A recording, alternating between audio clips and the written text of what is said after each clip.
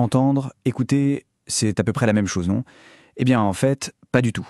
Et on va décortiquer ensemble pourquoi cette petite différence est en réalité énorme.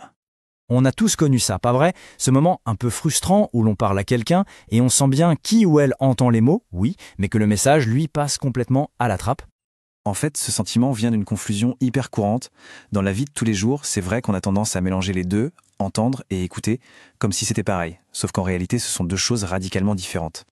Imaginez ça comme ça. D'un côté, on a un processus physique, presque un réflexe. Et de l'autre, une vraie compétence mentale, qui, elle, demande un effort conscient. C'est vraiment là que tout se joue. Allez, c'est parti. On va creuser un peu cette différence fondamentale pour bien comprendre. Le contraste est assez facile à visualiser.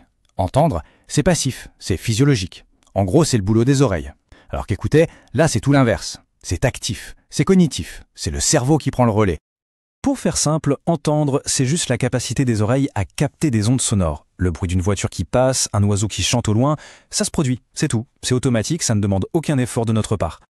Mais alors écouter ça, c'est une autre paire de manches. C'est un processus actif, volontaire. On choisit de prêter attention pour vraiment comprendre, analyser et interpréter ce qui est dit au-delà des simples mots. D'accord, mais concrètement, pourquoi est-ce que c'est si important de maîtriser cette compétence? En quoi est-ce que ça change la donne? Eh bien, parce que l'impact d'une meilleure écoute est juste considérable, que ce soit dans la sphère personnelle, professionnelle ou même dans les études. Une bonne écoute, ça bâtit des relations plus solides. Au travail, ça fluidifie la collaboration. Et bien sûr, ça aide à mieux apprendre et à développer un esprit critique.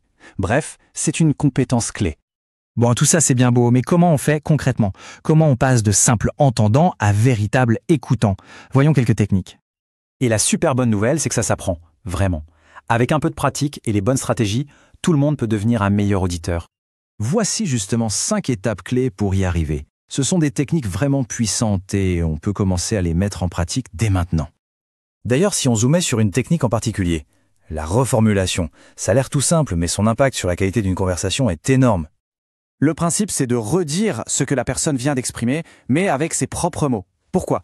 D'abord, ça permet de s'assurer qu'on a bien compris. Et surtout, ça envoie un signal très fort à l'autre. Je t'écoute vraiment, je suis avec toi dans cette conversation. Alors, si on devait résumer tout ça, quelle est la chose la plus importante à retenir?